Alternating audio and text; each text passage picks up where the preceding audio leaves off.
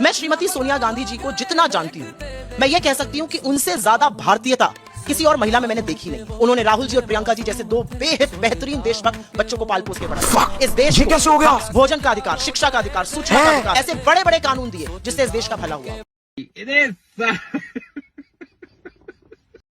हर हर महादेव दोस्तों, स्वागत है आपका एक और ब्रांड न्यू वीडियो के अंदर। तो जल्दी से वीडियो को लाइक कर दो, चैनल को अभी तक आपने सब्सक्राइब नहीं करके रखा है तो भाई जल्दी से चैनल को सब्सक्राइब कर दो और नीचे कमेंट बॉक्स के अंदर हर हर महादेव का नारा जरूर लगा देना, क्योंकि वीडियो को हम हर हर महादेव के नारे से ही शुरू करने वाले। राजनीति का जो सबसे निम्न स्तर, जो सबसे निचला स्तर, जो सबसे ऊंची टुच्ची गंदी राजनीति हो सकती है, वो बीजेपी के लोग और बीजेपी वाले करते हैं, जो बीजेपी के साथ खड़े हैं वो करते हैं। मैं श्रीमती सोनिया गांधी जी को जितना जानती हूँ, मैं ये कह सकती हूँ कि उनसे ज्यादा भारतीयता किसी और महिला में मैंने देखी नहीं। एक 21 साल की लड़की जब अपनी मांग में राजीव जी का सिंदूर भरती है तो जीवन पर्यंत वो भारत की हो जाती है।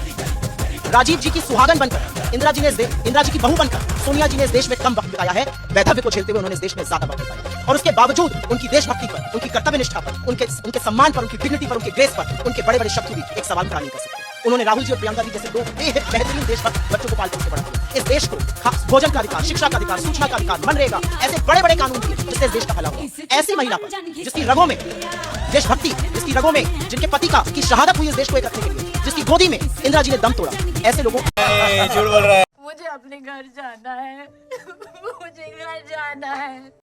और 1896 से लेकर आज तक कांग्रेस का ऐसा कोई फंक्शन नहीं है जहां पर राष्ट्रगीत और राष्ट्रगान, वंदे मातरम और जनगण मन दोनों न गाए जाते हैं। और 1896 से लेकर आज तक In 1911, India's national anthem, Jan Gan Man, was sung for the first time. Jan Gan Man was written by Rabindranath Tagore. In 1950, it was officially declared India's national anthem. और 1896 से लेकर आज तक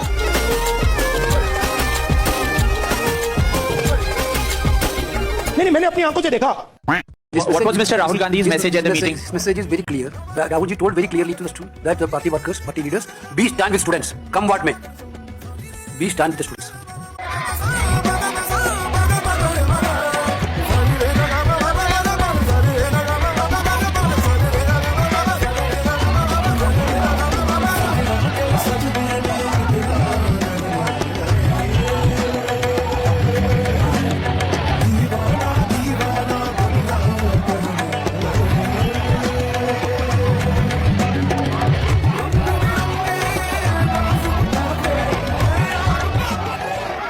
ਲੇਟੈਸਟ ਤਰੀਕੇ ਨਾਲ ਸੜਕਾਂ ਬਣ ਗਈਆਂ। ਪਹਿਲਾਂ ਵਾਲਾ ਕੰਮ ਨਹੀਂ ਵੀ ਲੁੱਕ ਦੀ ਥਾਂ ਤੇ ਥੁੱਕੀ ਪਾਈ ਜਾਓ, 3 ਦਿਨਾਂ ਬਾਅਦ ਟੁੱਟ ਜੂ ਨਾ।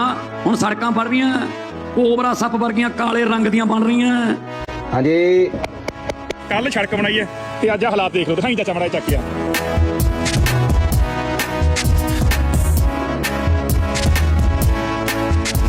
ਕੋਬਰਾ ਸੱਪ ਵਰਗੀਆਂ ਕਾਲੇ ਰੰਗ ਦੀਆਂ ਬਣ ਰਹੀਆਂ।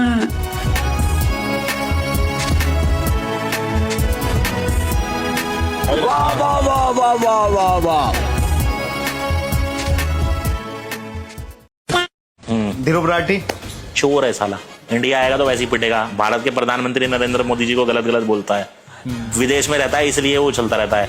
उसको तो पीटने के लिए ढूंढ रहे हैं बीजेपी वाले। लेकिन वो यहाँ नहीं रहता इसलिए। सबसे पहले आएगा तो साले के 4 चाटे मैं ही मारूंगा। बीजेपी वालों को गलत बोलता है, नरेंद्र मोदी जी के लिए गलत गलत बोलता है। भाई हमारे भारत के प्रधानमंत्री नरेंद्र मोदी जी हैं, क्यों गलत बोल रहा है भाई? चलता है साला, हर किसी की बुराइयां करता है, बीजेपी वालों के खिलाफ रहता है। बेकार है भाई, कोई फायदा नहीं ऐसे गंदे गंदे इन्फ्लुएंसरों का नाम।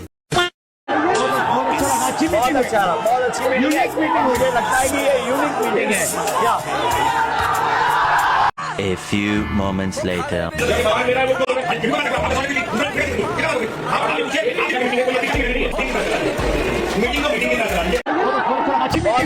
बहुत अच्छी मीटिंग है। मुझे लगता है कि ये यूनिक मीटिंग है।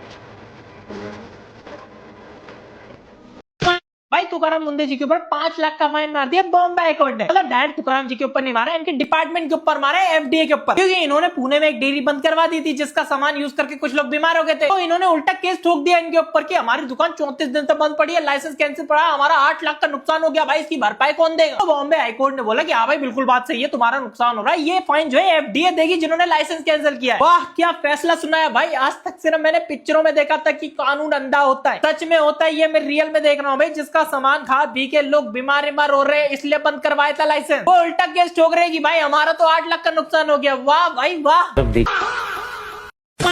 भाई मुझे बस इतना जानना है कि सौरभ दास ने वो वीडियो डिलीट क्यों किया। अभी भी सौरभ दास ने एक वीडियो कुछ टाइम पहले अपलोड किया था जिसमें वो दिल्ली के एक स्कूल में सर्वे करने के लिए गए थे, जहां उन्हें पता चला कि वो 6 साल से बंद पड़ा है, उसमें बहुत हालत खराब है, ना गेट है ना बैठने के लिए सीट अच्छी है, और इतना ही नहीं उसमें प्रिंसिपल ही नहीं है। और फिर उन्होंने जैसे सीएम रेखा गुप्ता को टारगेट किया, उनको ये रियलाइज हुआ कि शिट रेखा गुप्ता तो 3 महीने पहले ही आई है, इसके पहले तो पापा की सरकार थी, और उन्होंने वीडियो डिलीट कर दी। इतना डर अपने पापा को मैंने पहली बार किसी में देखा है।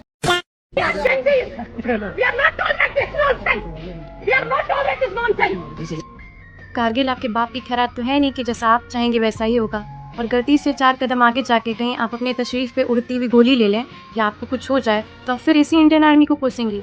और ये आजकल इंडियंस भूल गए क्या तमीज़ अपनी कि कैसे बात करते हैं इंडियन आर्मी के लोगों से।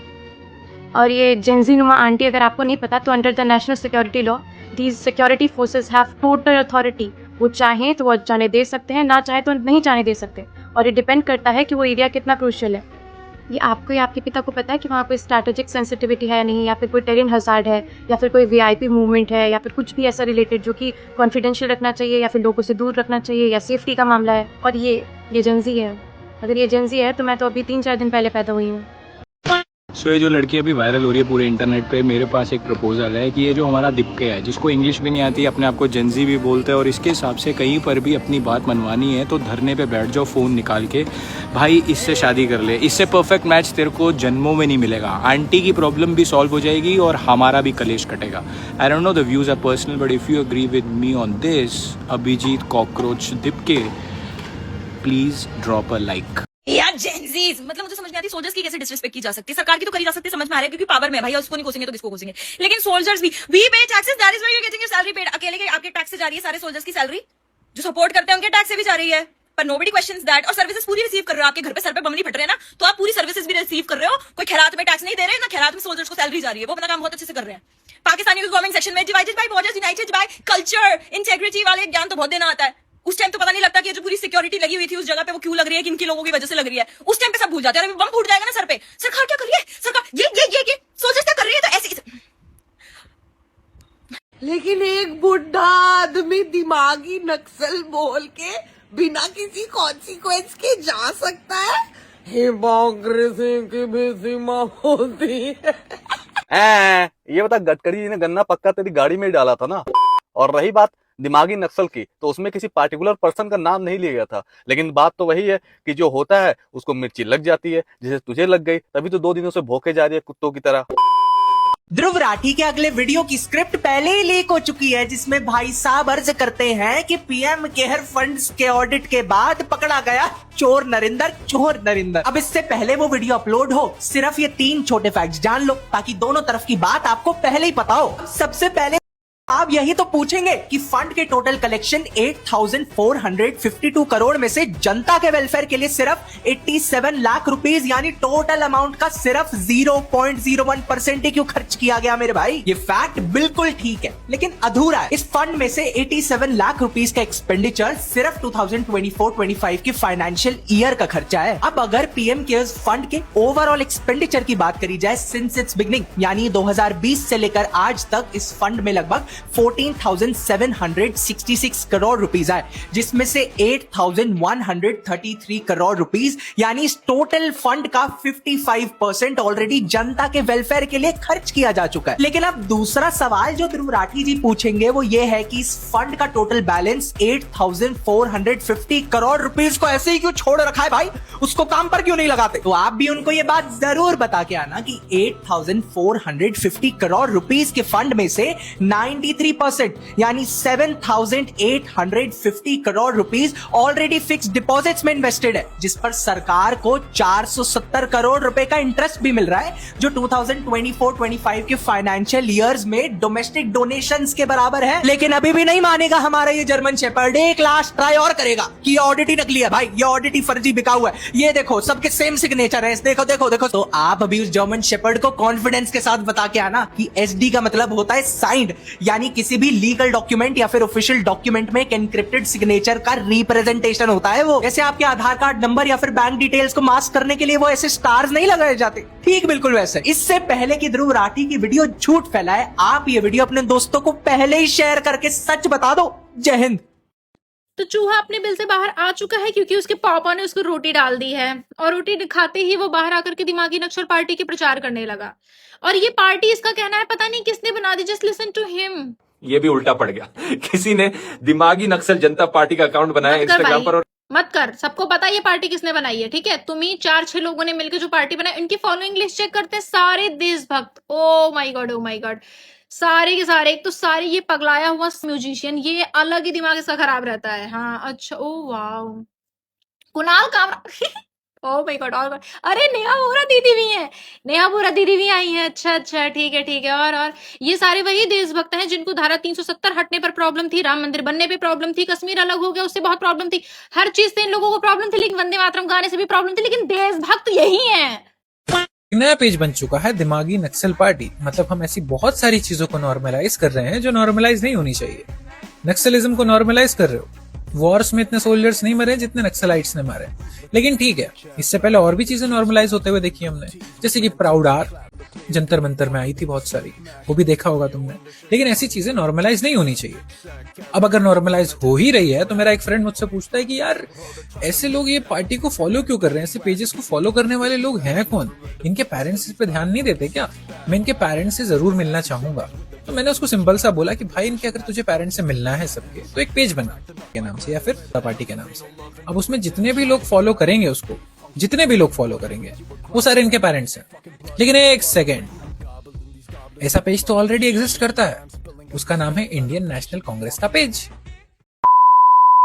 प्राइम मिनिस्टर केयर्स फंड की जो लेटेस्ट रिपोर्ट आई है वो आपको शॉक कर देगी। वैसे ही ये इंडिया का सबसे कंट्रोवर्शियल फंड था, बट इस साल में जो डेटा भी सामने आया है, इसके पास टोटल डिपॉजिट 8,000 करोड़ से ऊपर के हैं। 90% से ज्यादा पैसा एफडी के रूप में बैंक में पड़ा हुआ है। आई थिंक प्रफुल आपको थोड़ा सा और होमवर्क करना चाहिए था। जो आप कह रहे हो कि 8,000 करोड़ का कॉर्पस पीएम केयर्स फंड में है, तो बेसिकली ये जहां तक मुझे याद है I think PM cares Covid के टाइम पे बनाया गया था, और इसमें अच्छी खासी डोनेशंस आई। एंड ये 0.01% जो आप कह रहे हो खर्च हुआ है, ये सिर्फ लास्ट ईयर में खर्च हुआ है, ना कि over the period. 88 lakh rupees last year खर्च हुए हैं।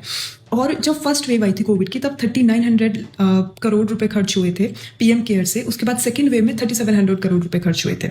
उसके बाद I think PM children scheme भी आई थी, जिसमें पीएम केयर्स फंड से ही 362 करोड़ रुपए खर्च हुए थे। एंड आई थिंक 1 लाख से ज़्यादा ऑक्सीजन जनरेटर्स इस फंड से खरीदे गए थे। एंड उसके बाद 500 से ज़्यादा ऑक्सीजन प्लांट जनरेटर्स भी इसी फंड से बनाए गए थे। तो ये एक तरह से कोई इमीडिएट रिलीफ फंड नहीं है, उसके लिए ऑलरेडी PMNRF है, पीएम नेशनल रिलीफ फंड। कहीं पे कोई फ्लड होती है, कहीं पे कुछ नेचुरल कैलेमिटीज होती है, उसके लिए ऑलरेडी एक फंड है। पीएम केयर्स इसलिए है कि फ्यूचर में कोई ऐसी पेंडेमिक जैसी सिचुएशन आती है देश में, तो उसको हम काउंटर कर लें, हमें किसी के सामने, वर्ल्ड बैंक के सामने या IMF के सामने भीख ना मांगनी पड़े। क्योंकि फिर आप जैसे लोग आ जाएंगे कि हमारे पास इतने भी पैसे नहीं है कि कोई ऐसी अनफोर्सीन सिचुएशन आ गई, उसके लिए भी हम विदेशों से पैसे मांगने चले जाते हैं। So this is for the future. हालिया सावन में नॉनवेज आगे मजा। ये लेफ्ट लॉबी जो साल के 365 दिन हिंदू धर्म का विरोध करती रहती है, उसे कल अचानक से हिंदू धर्म और सावन महीने का महत्व पर चल गया। हाँ, नितिन नवीन जी कल आंध्र प्रदेश का जो पारंपरिक व्यंजन है वो खा रहे थे अपने भाजपा के कार्यकर्ताओं के साथ। उस पर ये लेफ्ट लॉबी आरोप लगाती है कि वो मांसाहार का सेवन कर रहे थे। प्योर वेजिटेरियन मेन्यू था कल का। आंखों पे बटन छाप रखे हो क्या? कहाँ दिख रहा है तुम्हें इस थाली में लेग पीस? काम के ना काज के, दुश्मन अनाज के वाला हाल है इनका पूरा। इंडिया का one of the largest Semicon event conduct होने वाला है न्यू दिल्ली में 17 से 19 सितंबर तक। और क्या होने वाला है इसमें 240 प्लस इंटरनेशनल कंपनीज आ रही है, 500 प्लस एग्जिबिटर्स, 40 प्लस कंट्रीज इसमें पार्टिसिपेट करने वाले और इंडिया की सेमीकंडक्टर ग्रोथ को बूस्ट करने वाली है। इतनी सारी countries are willing to participate. This only shows कि इंडिया की रेपुटेशन कितनी ज्यादा बदल गई है पूरी दुनिया के सामने, कितनी ज्यादा इससे जॉब्स क्रिएट होने वाली है यूथ के लिए एंड कितना ज्यादा इंडिया आगे बढ़ रहा है। सो जय Hind. Hello everyone. Hello everyone. आज मैं आप सबसे पीएम केयर्स फंड के बारे में बात करना चाहता हूँ। इसमें नई बात क्या है, हमें तो पता ही था। पीएम केयर फंड की ऑडिट रिपोर्ट रिवील हुई है। तू आएगा अपना प्रोपेगेंडा फैलाने, फैला रहा है। कल एक रिपोर्ट आई थी कि पीएम केयर्स फंड में ऑलमोस्ट 8,500 करोड़ रुपए है जो कहीं पर भी यूज नहीं हो रहे हैं। It's not being used at all. जब हिंदी में बता दिया था तो फिर इंग्लिश बोल के क्या जताना चाहते हो? तुम सच में बॉस्टन यूनिवर्सिटी से पढ़े हुए हो? और किसने कहा ये पैसा कहीं खर्च नहीं हो रहा है? ये ऑडिट रिपोर्ट सिर्फ 2024-25 की है। इसके पहले पीएम केयर फंड में 14,766 करोड़ रुपए था, जिसमें से 8,133 करोड़ रुपए पब्लिक वेलफेयर में लग गया। तरफ 8,500 करोड़ रुपए वैसे ही पड़े हुए और दूसरी ऐसे तो नहीं पड़े हुए हैं। 7,850 करोड़ की एफडी है फंड का 93%, जिसपे 470 करोड़ रुपए का इंटरेस्ट मिल रहा है, जो कि हमारा एक बार का डोमेस्टिक डोनेशन के बराबर है। समझ क्या यार, अपनी बाप की तरह बातें करता है, थोड़ा पढ़ लिख के आया कर। तो ये पैसा हम उन बच्चों की स्कूल्स के लिए क्यों नहीं यूज कर रहे हैं? अभी मैं गाली नहीं दे सकता। नहीं, गाली नहीं देना। अब पक्का पता चल गया तू यूनिवर्सिटी के पीछे ही पढ़ा था। अरे भाई, हर चीज का एक बजट होता है। गवर्नमेंट तुम्हारे हिसाब से नहीं चलेगी, वो अपना बजट फिक्स करेगी तब चलेगी। और एक चीज और तुझे बता दूं कि जो पैंडेमिक जब हमारे यहाँ देश में कोविड आया था, कोरोना जिसको बोलते हैं, तो हम लोग जूझ रहे थे उससे। और ये फंड भी उसी के लिए सेव करा गया है कि कभी ऐसी कोई आपदा आ जाए, कोई प्रॉब्लम आ जाए तो उससे हम लोग फाइट कर सकें, वरना फिर बंद हो जाना। कोई कहना गैस नहीं मिल रही है, कोई कहना कुछ नहीं मिल रहा है, कोई कहना कुछ नहीं मिल रहा है, ऑक्सीजन सिलेंडर नहीं मिला है। आदमी है यार दिमागी नक्सल। अपने पोंपों का बनाया हुआ स्कूल नहीं देखेगा पंजाब में, जिसमें 32 करोड़ लग गए थे। क्या हुआ? इसके पोंपों जो 6 महल बना रहे थे लेकर के उसको नहीं देखेगा जाके। हर चीज पे गवर्नमेंट को डिग्री दिखाओ, फंड दिखाओ, मतलब हाँ।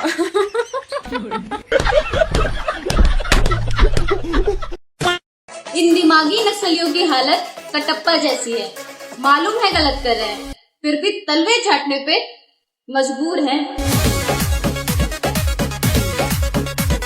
रवीश कुमार को लोग रविश कुमार क्यों बुलाते हैं, ये आज मुझे पता चला। ये सवाल पूछ रहे हैं कि पीएम केयर्स फंड्स के टोटल कलेक्शन 8,472 करोड़ रुपीस में से जनता के वेलफेयर के लिए सिर्फ 87 लाख रुपीस यानी 0.01% ही क्यों खर्च हुआ। अब ये आपको सारे फैक्ट्स तो बताएंगे नहीं, तो मैं ही आपको बता देता हूँ। ये 87 लाख रुपीस का जो खर्च दिखाया गया है, ये पीएम केयर्स फंड जब से बना है 2020 से आज तक का खर्च नहीं है। ये खर्च है सिर्फ एक साल का, 2024 से लेकर 2025 तक के फाइनेंशियल ईयर का। एंड आप अगर पीएम केयर्स फंड का टोटल एक्सपेंडिचर देखेंगे since the time it was created in 2020, तब आपको पता चलेगा कि देश के अंदर में जब जब नेशनल इमरजेंसी आया है उस समय पर पीएम केयर्स फंड का सबसे ज्यादा यूज हुआ है, एग्जैक्टली जिसके लिए इसे बनाया गया था। 2020 से पीएम केयर्स फंड में इन टोटल 14,700 करोड़ रुपए आया है, जिसमें से गवर्नमेंट ने आज तक 8,100 करोड़ रुपए खर्च कर दिया है लोगों के वेलफेयर के लिए, which is exactly 55% of the total fund. National emergency जैसे कोविड के टाइम पर 2020-21 में